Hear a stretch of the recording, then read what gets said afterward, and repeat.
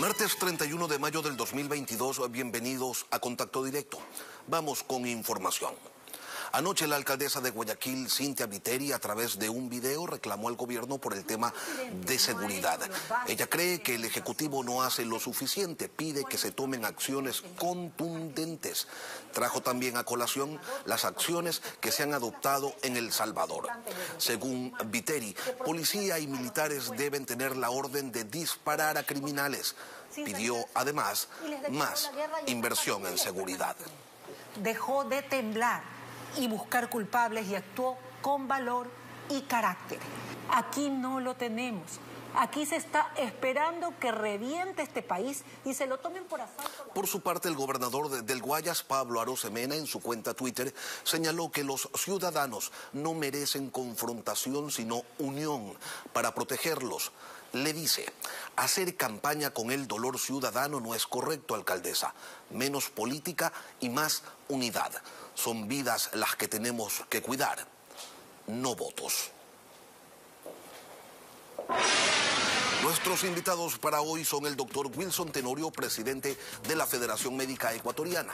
El problema del desabastecimiento de medicinas es solo una arista en la crisis del sistema de salud pública. Lo vamos a desagregar. Y más adelante el doctor Patricio Haro, rector del Instituto de Altos Estudios Nacionales, IAEN, a propósito de la lucha frente a frente del país contra el crimen organizado. Se toman acciones, se capturan cabecillas, pero la inseguridad se mantiene. ¿Qué más hace falta?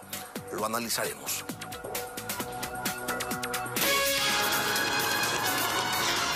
La actualidad, los protagonistas, el análisis y la información en Contacto Directo.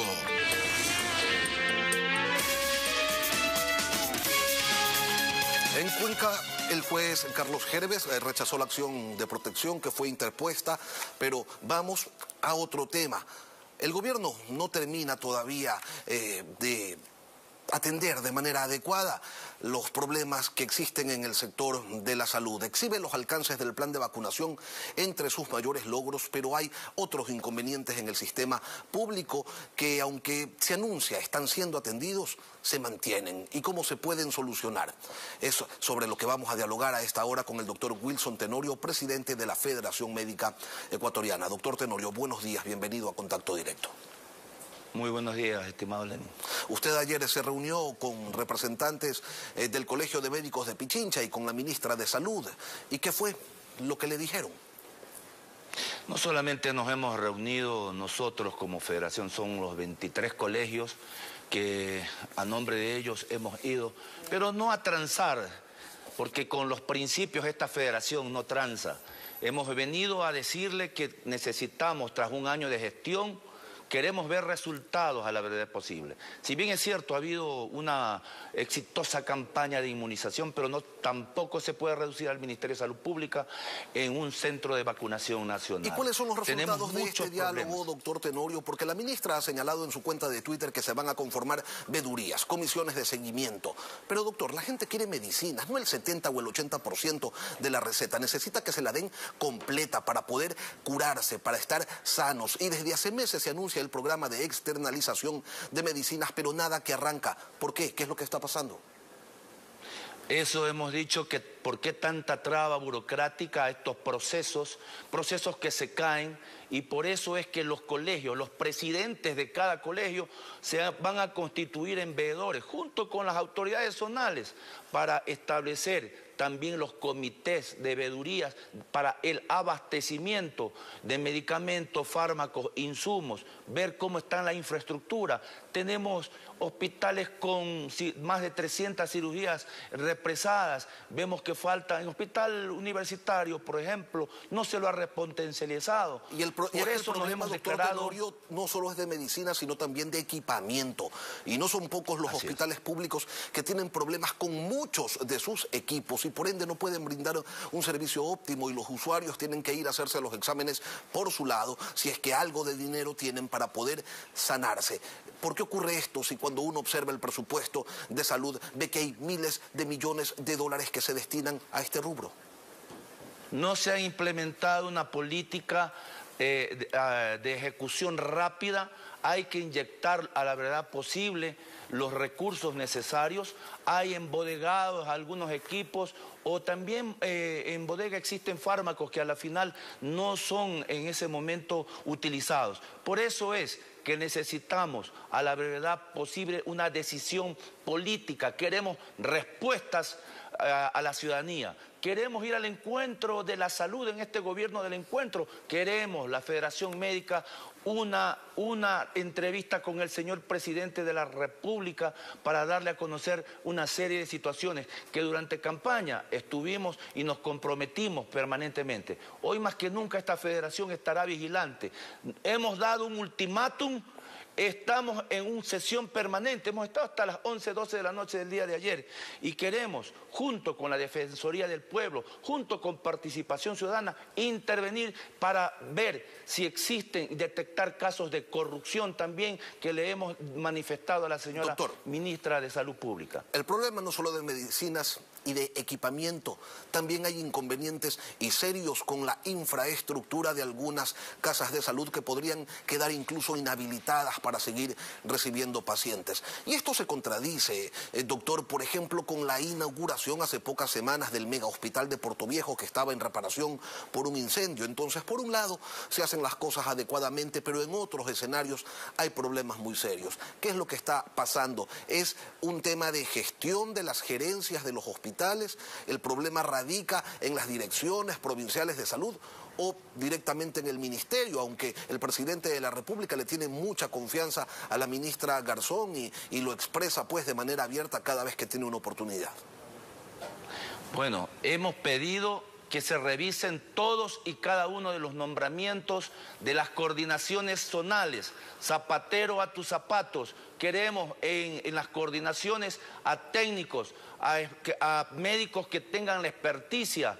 Hay muchas falencias en las gestiones. El cambio permanente. ¿Y quiénes están hoy, doctor, de si no autoridades? Están técnicos y no están especialistas? ¿A quién han puesto?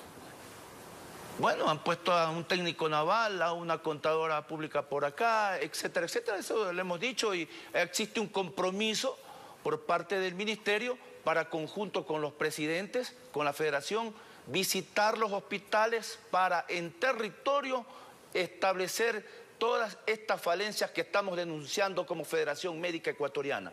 Que se entienda de una vez que aquí no se eligió una Federación Médica contemplativa, aquí hay una Federación Médica bien parada que junto con los demás gremios de profesionales, si no se cumple dentro de este ultimátum que hemos señalado, de 15 días, cambios en el sector de la salud, tomaremos medidas más drásticas de movilización nacional con todos los profesionales para atender justamente a los enfermos, a aquellos pacientes de enfermedades catastróficas raras, mejorar y proteger también a nuestros profesionales de la salud, que se les dé estabilidad a través de la ley de apoyo humanitario, transitoria 11ª, y revisar a quienes se les ha dado también los nombramientos, porque hay que ver que se han detectado incorrecciones. Ojo, doctor, pero también debo señalar que no solamente es en el ministerio, sino también en la seguridad social. Doctor, ayer cuando ustedes estuvieron frente a frente con la ministra y le planteaban los distintos problemas que existen en el sector de la salud, ¿ella qué les decía? Porque cuando se le toca el tema de las medicinas,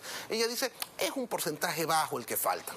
Cuando se le habla sobre la falta de insumos, dice, eso no es cierto. Sí hay hilo, sí hay gasas, sí hay alcohol, aun cuando los médicos que laboran en los hospitales denuncian que faltan hasta los más básicos insumos para atender a los pacientes. Usted señala, hay operaciones que están represadas, retrasadas, por falta de equipo, por falta de insumos, porque hay quirófanos que no están habilitados. Cuando ustedes plantean esto, ¿qué les dice la ministra? Que no es cierto. Bueno, ha reconocido que hay falencias, por eso es que junto con los presidentes de los diferentes colegios de médicos de diversas provincias del país, vamos a recorrer no solo los colegios, con el defensor del pueblo, con los delegados de participación ciudadana. Hemos ido con propuestas aquí, a ella le hemos señalado, se ha comprometido en esa mesa técnica para lograr el abastecimiento oportuno, eficaz, eficiente como tiene que ser. Esta es la postura de una federación médica que no claudica, que estará vigilante por los más sagrados intereses de aquellos pacientes más vulnerables de la patria, que se actualice el cuadro básico de medicamentos con normas farmacológicas que no han sido revisadas desde 1992. Queremos apoyar también en materia de salud con propuestas, somos prepositivos, pero obviamente si no se nos escucha estaremos nuevamente realizando movilizaciones para ser nuevamente escuchados. De ayer, la noche de ayer, hablaron del tema de las deudas a los proveedores de servicios de salud, a Solca, al IES, a las clínicas privadas, a las clínicas de diálisis. ¿Qué pasa con eso?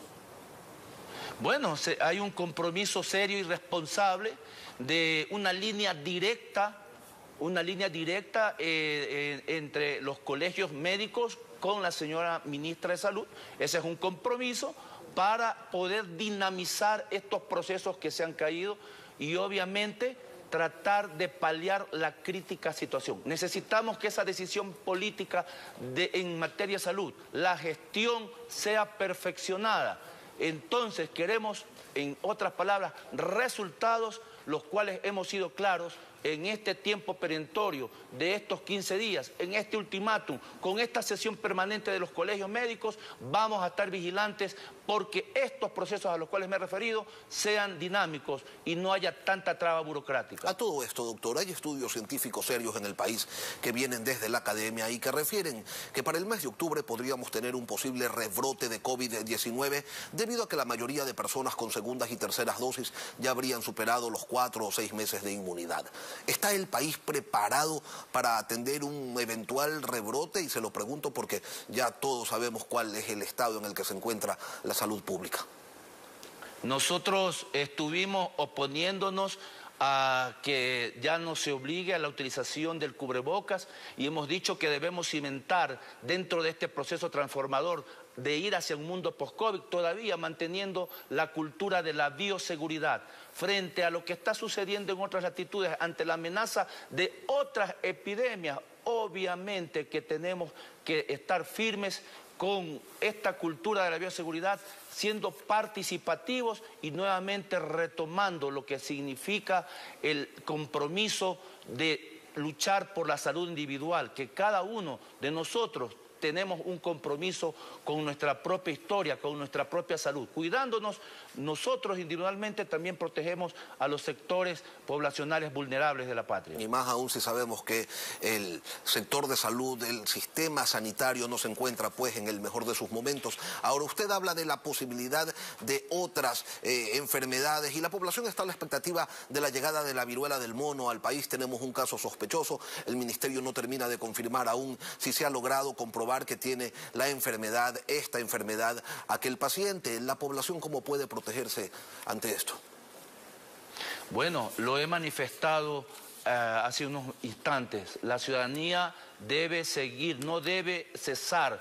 El peligro no ha pasado. Estamos pasando de un estado de pandemia en un periodo de transición hacia una sindemia, es decir, a la coexistencia de SARS-CoV-19 más otra epidemia que puede estar circulando. Entonces, es importante a la ciudadanía la exhortación de esta Federación Médica Ecuatoriana, que hoy más que nunca sigamos manteniendo aquellas medidas de bioseguridad que las fomentamos, porque podemos correr el riesgo de tirar al traste y estar en riesgo y en peligro de nuevas epidemias que azoten a nuestro país. Si la situación del sector... Claro. Si la situación del sector sanitario es crítica, doctor, ¿hay que declararlo en emergencia o no?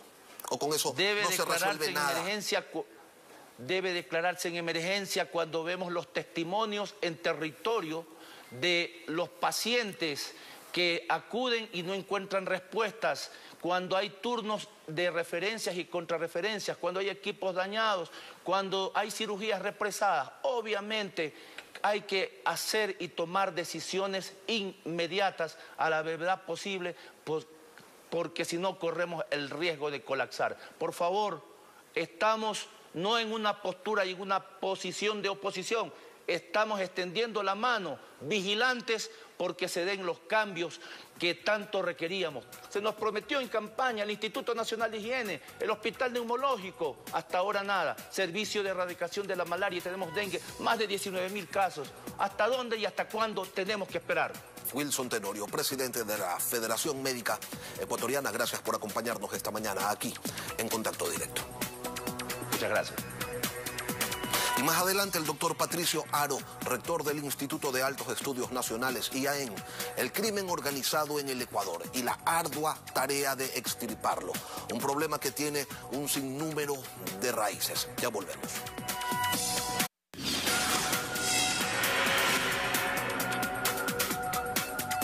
Vamos con información. La fiscal general del Estado, Diana Salazar, declara en emergencia al sistema de protección a víctimas y testigos y le pide a los ministros del Interior y de Finanzas que de manera urgente incrementen el número de policías, la logística y el presupuesto ante el embate delincuencial que vive el país.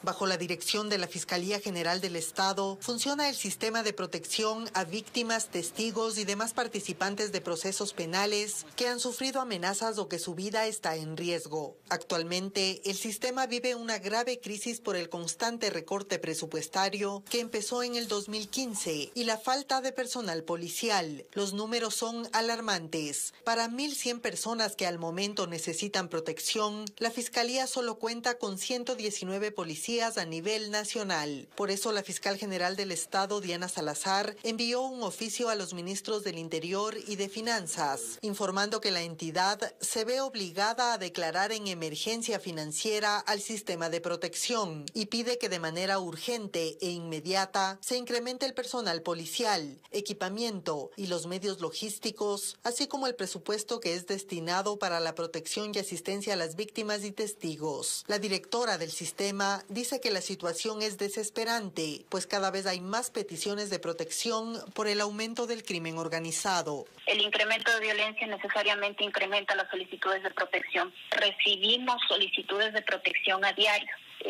Sí hemos tenido atentados graves contra las personas protegidas. La Fiscalía pide al menos 100 policías más de forma inmediata para cubrir requerimientos urgentes. El acuerdo comercial entre Ecuador y México está en su recta final, sin embargo, aún hay temas sensibles que se deben analizar, como el pedido de Ecuador para que el camarón y el banano ingresen a ese país con beneficios arancelarios. México tiene reparos a esta propuesta.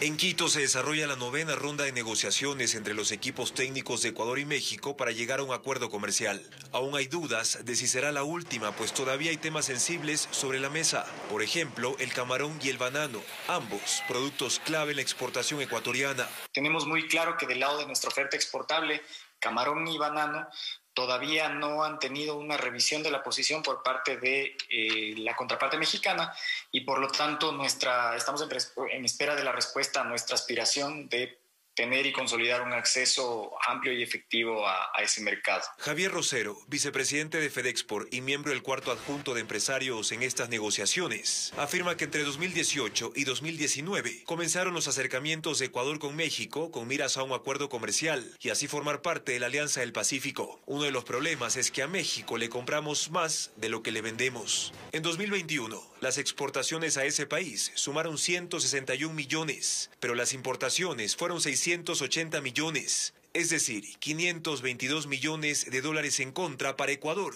en su intercambio comercial con México. Lo cierto es que para nosotros es una aspiración legítima y natural que toda la oferta exportable emblemática en este momento del Ecuador se encuentre incorporada en el acuerdo con un acceso amplio y efectivo. Los principales productos de exportación a México son cacao en grano, preparaciones alimenticias, grasas y aceites vegetales, línea blanca y azúcar y confitería. Está previsto que la próxima semana el Ministerio de Producción informe sobre los resultados de las negociaciones entre ambos países para conocer finalmente si el camarón y el banano estarán incluidos en los beneficios arancelarios.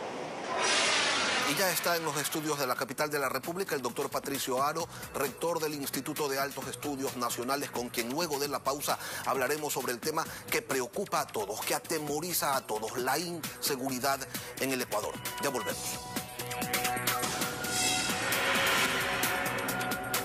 En el Ecuador no está claro el nivel de involucramiento de las organizaciones criminales con empresas formales y grupos políticos, el grado de penetración de la cultura delictiva en la sociedad ecuatoriana, la resiliencia de los criminales ante la caída de algunos de sus líderes o su capacidad de fuego.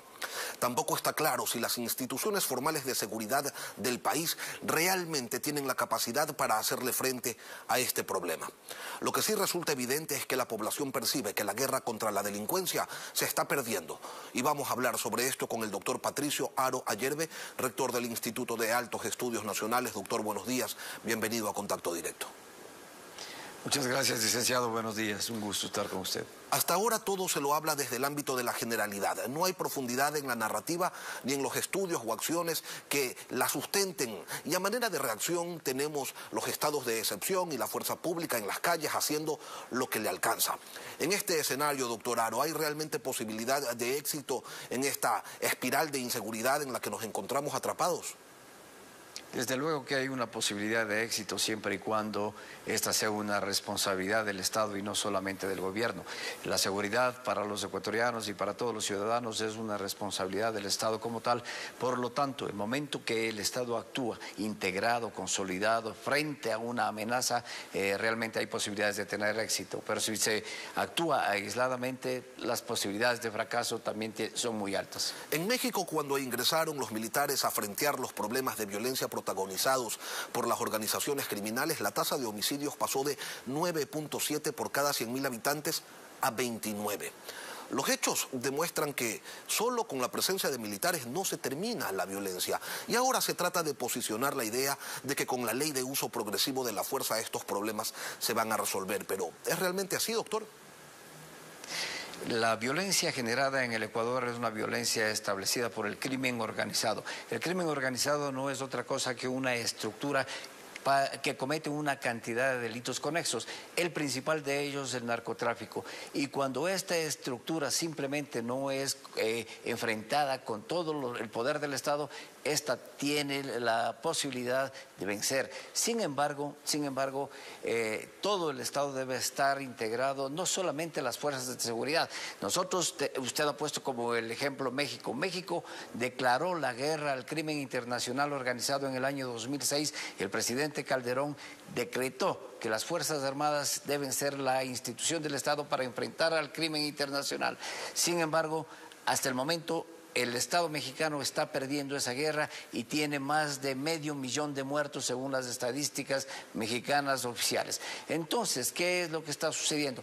El Estado mexicano está luchando solo contra una amenaza común.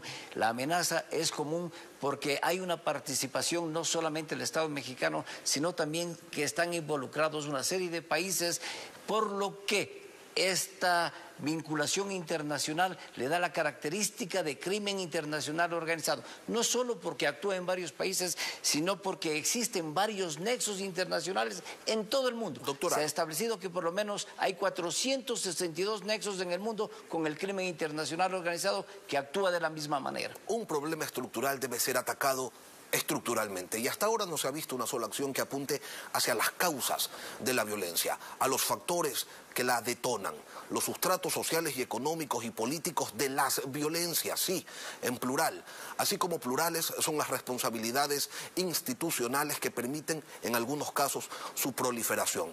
Entonces, ¿contra quién se está peleando? Nosotros debemos enfrentar al crimen internacional organizado y obviamente esta es una amenaza común que debe ser enfrentada de una manera común, y la manera de enfrentarlo ya no es solamente una cooperación internacional, ya no debe ser solamente un intercambio de inteligencia para enfrentar las consecuencias de una serie de problemas sociales, como usted lo ha dicho. Sin embargo, de eso es necesario que se establezca una coalición internacional, es decir, la estructuración de todas las medidas, de todo orden que tienen los estados que están involucrados con esta cadena frente al crimen internacional organizado para enfrentarlos.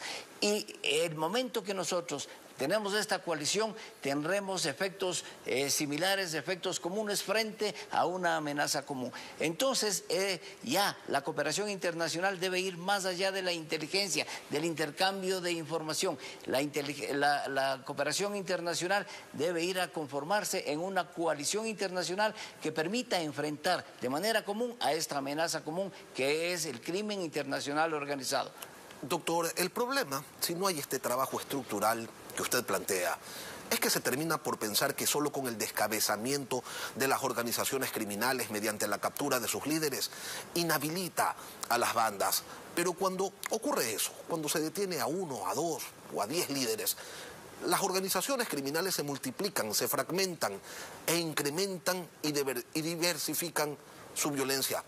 Por ello, más policías o más militares, con más armas, con más vehículos en las calles, son realmente una solución definitiva. Las cabezas de las organizaciones criminales que están establecidas en el Ecuador realmente están en el Ecuador, pero hay nexos internacionales y la cabeza siempre tiene otra cabeza. Entonces, es la necesidad, precisamente la que nosotros estamos proponiendo, que debe establecerse una coalición internacional para buscar a todas esas cabezas que dirigen el narcotráfico. 462 nexos, de los cuales 212 están en Latinoamérica. 104 nexos de organizaciones delictivas están en Norteamérica, 32 en Centroamérica, 60 están en Europa, 50 en el Asia y 4 en Oceanía. Lo que quiere decir esto, que es una red, que las cabezas están en todo el mundo, por lo tanto difícilmente puede ser que el eliminar una cabeza, eliminar una dirección y un liderazgo delincuencial en el país pueda solucionar un problema que está realmente arraigado y que involucra a todos los países del mundo. Nosotros debemos recordar que la cadena del narcotráfico empieza con la producción de la hoja de coca, el refinamiento de cocaína, el transporte y el consumo. Entonces, los países que están involucrados, en el caso de la región andina, desde Perú, Ecuador, Colombia, Centroamérica, que es la ruta hacia México y los Estados Unidos y hacia Europa, los grandes mercados del mundo deben integrarse en esta coalición con la finalidad de enfrentar a esta amenaza común. Doctor, ese paradigma de cuánta fuerza se requiere para acabar con la violencia y que en esta época preelectoral empieza a ponerse de moda, a tomar cada vez más fuerza, ¿es realmente legítimo? ¿No deberíamos estar hablando de cuánto Estado y de cuánta justicia se requiere para terminar con la violencia? El Estado y la justicia, desgraciadamente, en el país se enfrentan entre ellos. Es decir, el propio Estado se enfrenta con las estructuras mismas del Estado. Nosotros debemos recordar lo que hoy mismo estamos viviendo. 9 oficiales del ejército ecuatoriano que actuaron en la defensa del Estado, de la estructura del Estado el 30 de septiembre, hoy son vinculados a un proceso judicial por la justicia ecuatoriana, es decir, por la función del Estado que tiene relación con el establecimiento del orden y la justicia. Sin embargo, de eso debería más bien favorecer a la defensa del Estado y no ser atacada. Entonces, esta estructura, sí, doctor, pero también esa es afectada por el narcotráfico y el crimen internacional organizado. Pero esa es una cara de la moneda, doctor Haro, porque en este país los narcos se toman fotos con generales, con ex cancilleres y con ex presidentes de la República. Viven en los barrios más exclusivos del país. En el Ecuador se instalan radares que duran 10 días, porque es el tiempo que les toma a los criminales el burlar un área de seguridad militar y destruirlo. Entonces, sí, por un lado, el Estado persiguiendo a quienes tratan de protegerlo, y por otro lado, integrantes o políticos, integrantes de los cuerpos de seguridad del Estado, de la mano con narcotraficantes. ¿Cuánto pesa y cuánto alienta la impunidad en esta crisis de violencia que estamos viviendo? Una de las características de las organizaciones delictivas es precisamente cooptar el Estado, y lo hacen a través de mucho dinero, a través de amenazas que se cumplen con crímenes violentos. Siendo así, eso es lo que está sucediendo. El Estado está siendo infiltrado por el narcotráfico, por el gran poder y los grandes tentáculos que tiene. Entonces, en estas circunstancias, el Estado debe poner un freno también frente a las actividades delictivas y realizar de todas circunstancias un análisis profundo de quiénes son las personas que llegan a la administración del Estado. La justicia está cooptada, las Fuerzas Armadas y las Fuerzas de Seguridad del Estado están cooptadas porque esa es la característica del narcotráfico. Busca infiltrarle al Estado precisamente para tener un control sobre el mismo y atentarlo bajo estas circunstancias. Doctor, cuando la FAE, la Fuerza Aérea Ecuatoriana, informa que hay 376 áreas no controladas en donde podrían desarrollarse actividades ilícitas, ¿de qué seguridad estamos hablando? ¿De qué soberanía? Estamos hablando precisamente de que la soberanía ha sido afectada por el crimen internacional organizado. La soberanía, que es parte de la estructura del Estado, es uno de los elementos constitutivos, está siendo afectado como está siendo afectado el territorio y como está siendo afectada la población. Entonces es el Estado el que debe fortalecerse, el Estado el que debe integrarse, el Estado el que debe actuar en conjunto. Vemos lo que está pasando en todas las funciones del Estado. Destituido un presidente de una función del Estado, pretendiendo destituir la otra presidenta de una función del Estado. Es decir, el Estado está autodestruyéndose y eso realmente es muy preocupante y eso da simplemente pábulo a que el crimen internacional organizado se desarrolle en el interior del país. Patricio Haro, rector del Instituto de Altos Estudios Nacionales, gracias por acompañarnos esta mañana aquí en Contacto. Gracias a usted. Son las 7:30 y aquí terminamos el programa de hoy. Mañana nos volvemos a encontrar a 6:55 con más entrevistas por Ecuavisa.